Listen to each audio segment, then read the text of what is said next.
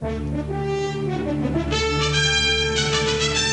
antics or play pranks with the issue of service deserve to be condemned in strong terms.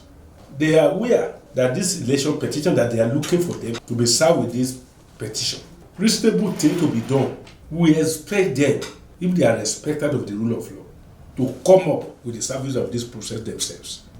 Since the election petition has the secretariat, they have to force us to obtain another for federal service on the national secretary of the party or any of the officials in the national secretariat of the party.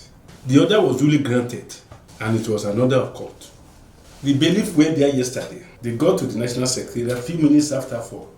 They said they don't receive documents, they don't receive anything after 4.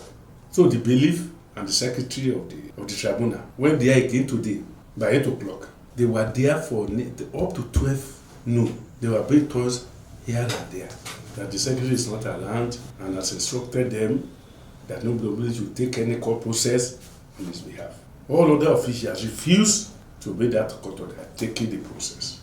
When the bailiff of the tribunal and the secretary became helpless, they have to call the registrar of the Court of Appeal for assistance, who has to make frantic efforts to call the Attorney General of Ekiti State for him to intervene on the issue of service. So, as at the time of addressing you, they are in that process of the Attorney General of Ekiti State trying to convince them to take the tribunal processes.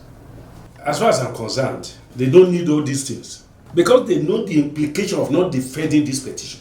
They have lawyers like me among them working for them. They know the implication of avoiding service, of disobeying court order on the issue of service.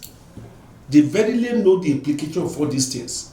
We have to inform the public when the consequence of all this hanky-panky bounce on them so that there will be no story. We have to address the people of Ekiti State. We have to let them know the antics being played by the APC on this issue of petition. Because since I've been facing this type of petition, I've never seen this kind of hide and seek game. Sincerely, I can't understand this one. The most reasonable thing for them to do is to go to the tribunal, pick the copy, get prepared. Why are they afraid? So that they will even know what we are pleading, what we are asking for, and know how to tackle us. Are they on their way? Why are they playing pranks? So, we hope this issue will be properly communicated to the whole public so that they can hear that they lock up a whole office of the APC secretariat in the state. They lock it up just because of this petition. They close down the whole secretariat with administrative staff. They are sacked. Why are they doing that? We have chosen the national secretariat of their party. That is what we opted for. Okay, right. Because the election petitions are so voluminous, we cannot choose pasting for election petitions where we have 3 big volumes.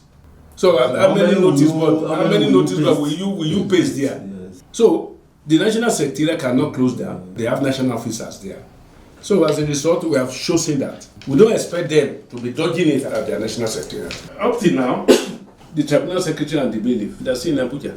When all efforts are made to serve you, including an order for solitary service, when you refuse the order, it's even contemptuous. Including all those things, then you have chosen not to defend the petition. That is the simple implication. You have chosen not to defend that petition. Whatever the result you get, you only have yourself to blame. So the petitioner now will have the right to prove their petition against you undefended. That is the simple implication.